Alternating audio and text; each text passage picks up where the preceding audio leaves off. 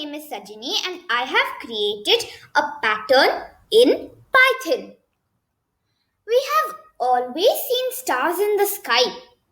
I can create the same pattern in Python. Let's run it now. Wow, you see that? The rows I have given is 5. B manages the rows and C manages the asterisks in each row. I have printed the asterisk in the beginning and in the end I have given a space.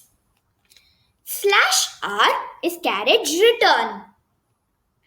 For the second set of lines, -1 is used to reduce the asterisks and to go from 5 asterisks to 1 asterisk.